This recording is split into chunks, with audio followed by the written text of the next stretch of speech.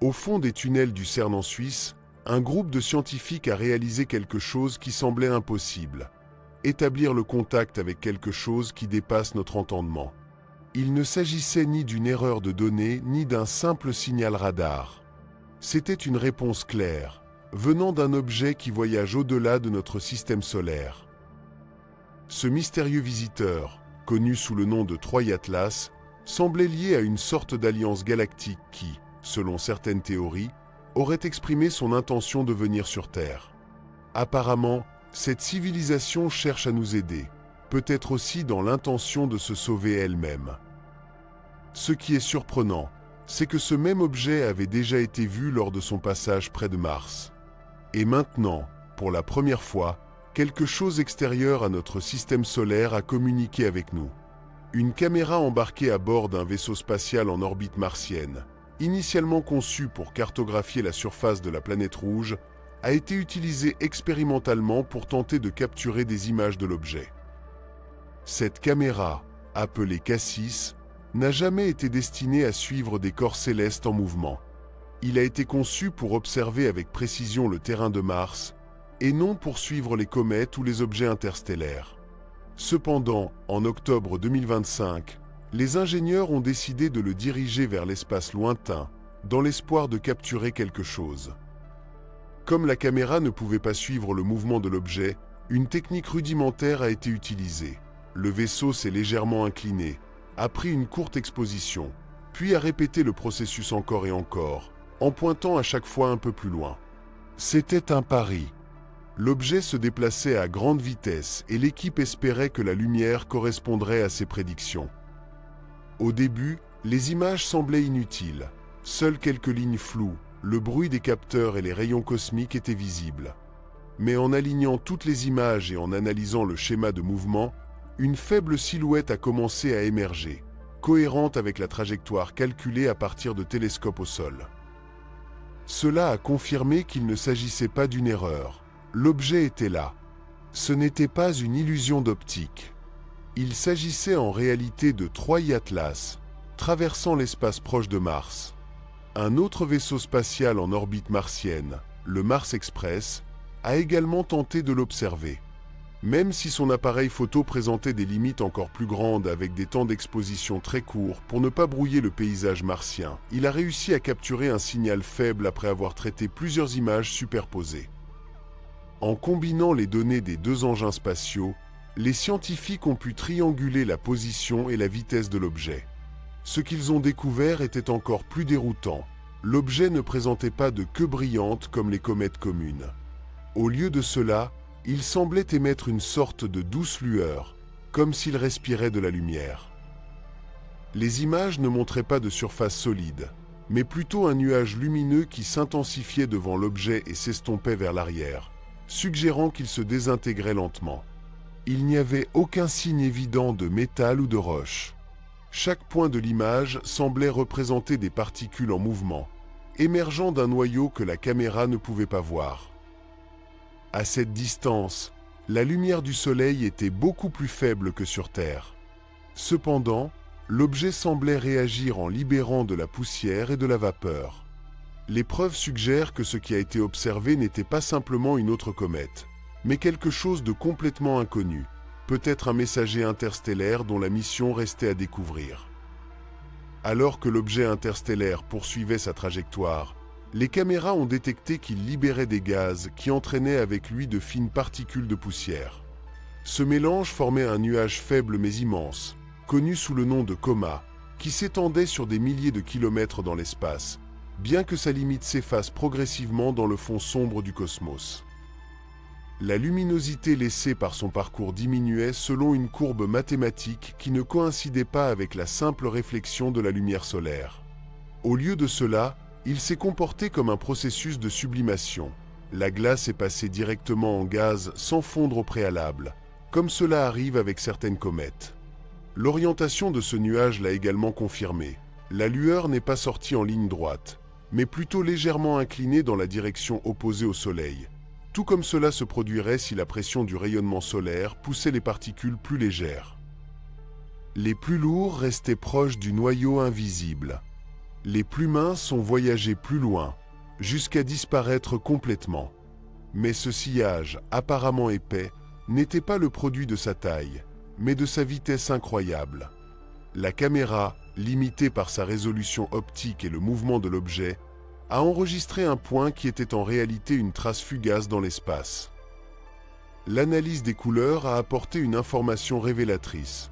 La lumière réfléchie était uniforme du rouge au proche infrarouge. Il n'y avait pas de montée de glace bleue caractéristique. Au lieu de cela, le signal correspondait à de la poussière de carbone, sombre, neutre et peut-être très ancienne. Il n'y avait aucun signe d'un noyau brillant ou métallique, juste de la lumière dispersée en particules flottant autour de quelque chose qui ne pouvait pas être vu. Chaque image ne suggérait pas un corps solide, mais un mélange de gaz en mouvement, de poussière et de lumière du soleil. 4 éléments dans une seule forme éphémère. Et dans ce formulaire, une question ressortait. Pourquoi n'y avait-il pas de file d'attente définie? Les comètes typiques, à mesure qu'elles s'approchent du Soleil, développent une longue queue de particules qui s'éloignent de l'étoile. Mais dans ce cas-ci, cette file d'attente n'existait tout simplement pas. Les images l'ont confirmé. La luminosité s'est arrêtée brusquement à quelques milliers de kilomètres de l'objet. Il n'y a pas eu de longue veillée. Il n'y avait aucune extension de la courbe des gaz. Rien. L'explication était rapide. À plus de 70 km par seconde, l'objet se déplaçait trop vite pour que la lumière du Soleil puisse tracer sa trajectoire. La pression des radiations a besoin de temps pour agir, mais Troy Atlas ne lui a pas donné ce temps. Les particules se sont éloignées quelques minutes avant de se disperser, alors que l'objet avait déjà parcouru des dizaines de milliers de kilomètres. Ce qui aurait dû être une queue brillante est devenu une traînée si faible qu'elle s'est perdue parmi les étoiles du fond. Même les données thermiques ont montré la même chose. À distance, la température de surface était d'environ 200 Kelvin, suffisamment froide pour que l'eau reste gelée, mais suffisamment chaude pour que le dioxyde de carbone s'échappe lentement à travers une croûte superficielle. Ce gaz ne pouvait soulever que de petites particules, et non les voiles denses que l'on voit dans les comètes provenant du système solaire. Le spectre montrait un signal clair provenant du CO, mais pas de l'eau. C'était une activité réelle, mais très limitée. Il n'y a eu ni jet, ni éruption. Juste une libération régulière, faible et contrôlée. La géométrie de l'objet expliquait tout. Son axe de mouvement coïncidait presque parfaitement avec la ligne opposée au Soleil. Cependant, même avec cet alignement idéal, le signal a été soudainement coupé. Rien ne traînait derrière. Rien ne flottait à la dérive. Juste une lueur qui apparaissait, culminait et disparaissait en quelques secondes. Cette absence n'est pas une erreur d'observation, mais une caractéristique cruciale. Troy Atlas n'avait pas de queue car sa vitesse, sa composition et sa trajectoire ne lui permettaient pas de se former.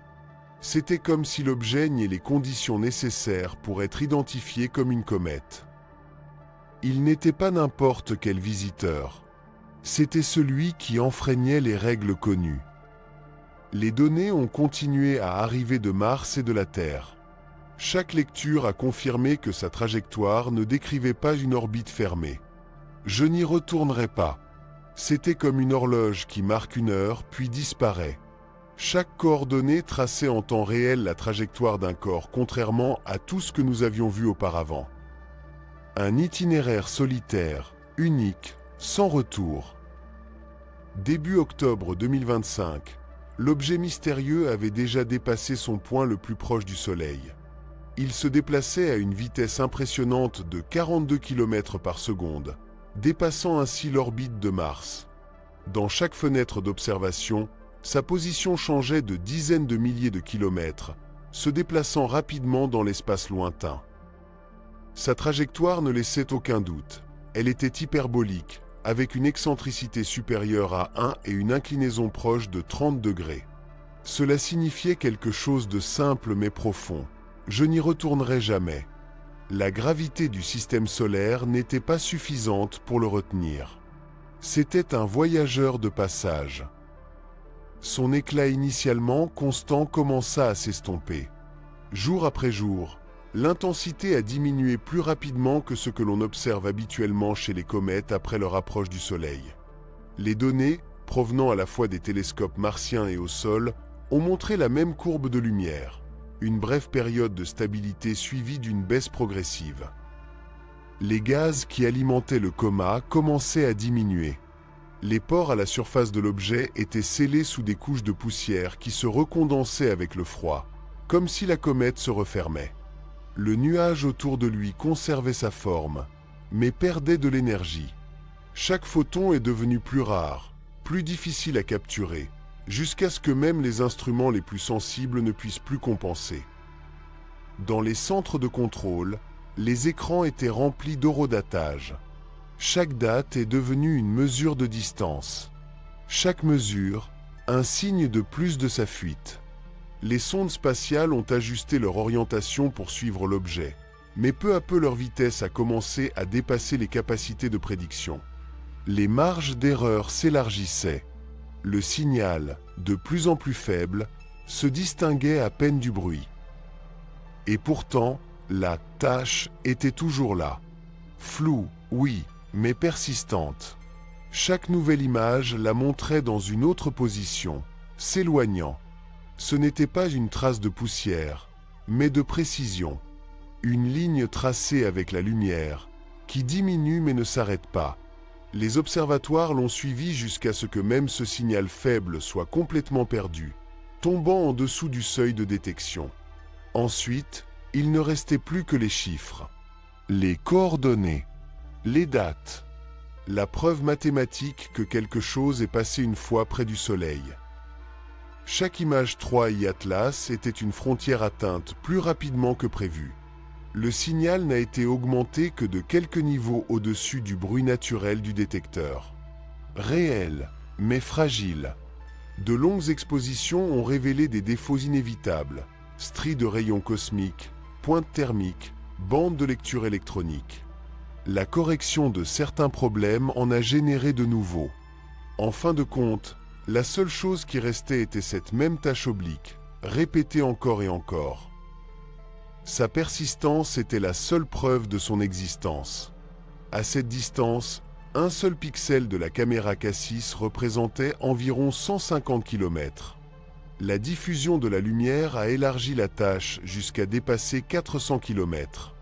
S'il existait un noyau solide, il devait être plus petit que cela, perdu dans sa propre lueur. Peut-être que c'était 50 mètres, peut-être 500. Tout dépendait de la quantité de lumière qu'il réfléchissait. Avec un albédo de 5%, elle aurait été grande et sombre. À 20%, plus petit mais plus lumineux. Les deux possibilités correspondaient aux données. L'image ne pouvait pas décider. Les tentatives spectrales n'ont pas non plus révélé grand-chose d'autre. Certains instruments ont détecté de légères dépressions dans la bande du dioxyde de carbone, mais le signal était si faible qu'il dépassait à peine la marge d'erreur. Aucune trace d'eau ni signe organique clair n'a été trouvée. Des expositions plus longues auraient inondé l'arrière-plan de bruit. L'analyse s'est arrêtée là où la lumière s'est également arrêtée. La virgule elle-même, le nuage lumineux, se terminait de manière ambiguë. Sa luminosité s'est atténuée de façon exponentielle jusqu'à ce qu'elle se confonde avec le ciel en arrière-plan. Aucun instrument ne pouvait dire exactement où cela se terminait. Après correction de l'angle d'observation et du mouvement, la taille estimée du coma variait entre 2000 et 3000 km. Mais ce chiffre changeait à chaque analyse. 3I Atlas vivait à la limite de ce qui pouvait être mesuré. Son image ne brisait pas les barrières de la technologie, elle les définissait. C'était un flou suffisamment précis pour être suivi, mais trop faible pour être résolu. Au-delà de cette limite, tout n'était que spéculation. Le noyau, s'il existait, ne serait jamais visible directement. La chimie qui le composait était cachée sous une lueur qui refusait de révéler de quelle étoile il provenait. C'étaient des empreintes sans visage. Les fantômes revinrent pratiquement vides. Il n'y avait aucune raie d'émission ni variation de couleur indiquant de la glace ou des silicates. La coma de l'objet réfléchissait la lumière comme recouverte de suie, uniforme dans le spectre visible, opaque dans l'infrarouge. Chaque pixel présentait la même courbe grise. Ce que le soleil a illuminé était une poussière riche en carbone, recouverte de composés organiques gelés. C'était la trace d'un matériau ancien, altéré pendant des millions d'années par le rayonnement cosmique, lors de son voyage entre les étoiles. Le spectromètre nomade, à bord d'ExoMar, a effectué ses mesures les plus longues, en se concentrant sur les coordonnées précises de l'objet. Il y avait juste une légère absorption dans la bande de 4,3 microns, une légère trace de dioxyde de carbone. Mais même cet indice restait juste à la limite de la détection. Aucune eau n'a été détectée. Il n'y a pas non plus de gaz volatile typique d'une comète qui vient de quitter la ceinture de Kuiper.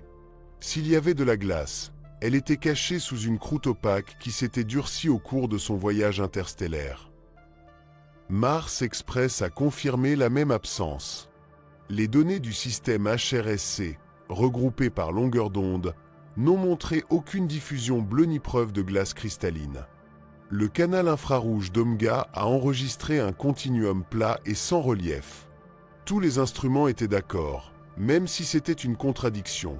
Troy Atlas était actif, mais il était quasiment invisible au niveau spectral. Les modèles thermiques ont comblé les lacunes. À distance de Mars, la température de surface était d'environ 200 Kelvin, suffisante pour libérer lentement du dioxyde de carbone, mais pas assez chaude pour sublimer fortement l'eau. La luminosité et la couleur du coma correspondaient à des particules de poussière de taille micronique, réfléchissant la lumière sans ombrage. La physique correspondait à l'image. Il ne s'agissait pas d'une explosion de glace fraîche, mais d'une expiration constante d'une surface durcie. Le noyau n'a jamais été observé directement, mais sa chimie était écrite dans ce qu'on ne voyait pas, des spectres plats, des gaz à peine détectables et une poussière constante. Trois absences qui, ensemble, dessinaient une identité. Troy Atlas était un corps dont la surface avait vieilli au-delà du changement, formé dans un autre système stellaire, préservé pour sa vitesse. Sa lumière a été empruntée, sa couleur, neutre, sa signature, écrite sur les lignes manquantes. Une trace, 3 éléments de preuve, et avec cela, la liste des visiteurs interstellaires était complétée.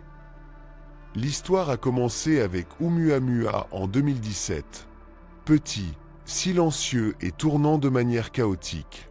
Sa luminosité variait jusqu'à 10 fois en seulement 8 heures, signe d'un corps plat et irrégulier, sans coma, sans poussière.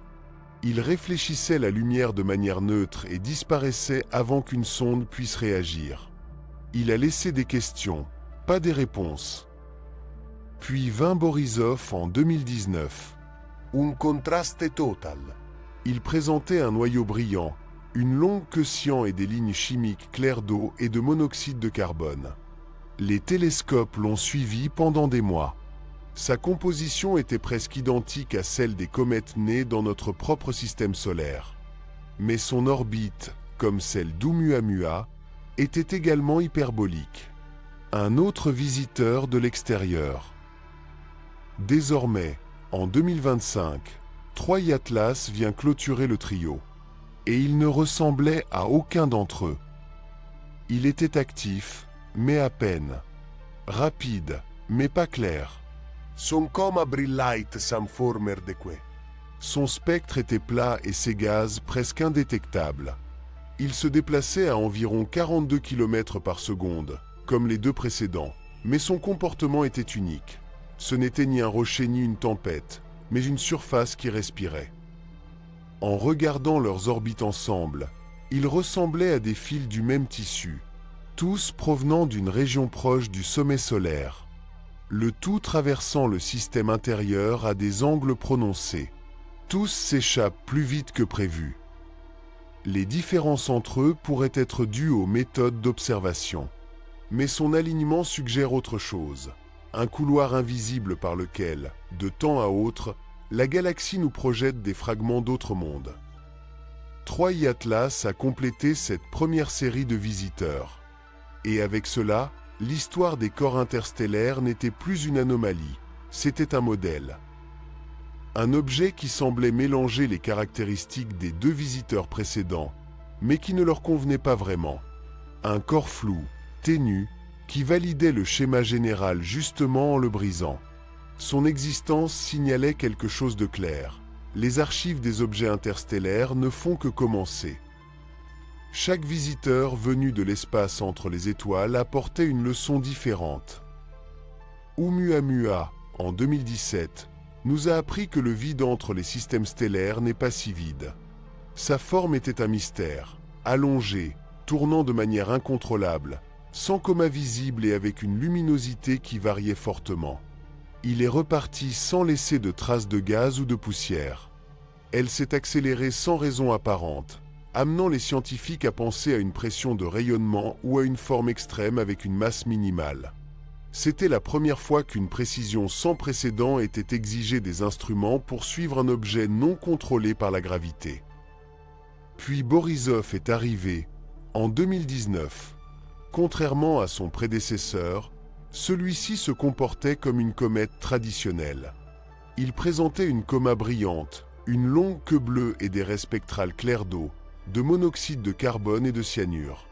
Chimiquement, elle était presque identique aux comètes du système solaire lui-même. Sa différence résidait dans la trajectoire, une orbite ouverte qui confirmait son origine interstellaire. Borisov a montré que les éléments constitutifs d'autres systèmes planétaires peuvent être très similaires aux nôtres. Enfin, en 2025, le 3i Atlas est arrivé. Son comportement était intermédiaire. Il y avait un léger coma, semblable à celui de Borisov, mais faible et éphémère. Son spectre était plat, dominé par le carbone et pauvre en éléments volatiles, plus proche de l'austérité de Oumuamua. Il se déplaçait rapidement. Son orbite et sa vitesse étaient similaires à celles des visiteurs précédents. Mais sa surface a révélé l'usure de millions d'années d'exposition à l'espace interstellaire. Il n'y avait pas de queue évidente. Il n'a libéré que des traces de dioxyde de carbone. Cette absence, au lieu d'être une anomalie, est devenue un indice clé, la signature du vieillissement. Ensemble, les 3 objets retracent une séquence du passage du temps sur la matière voyageant entre les étoiles.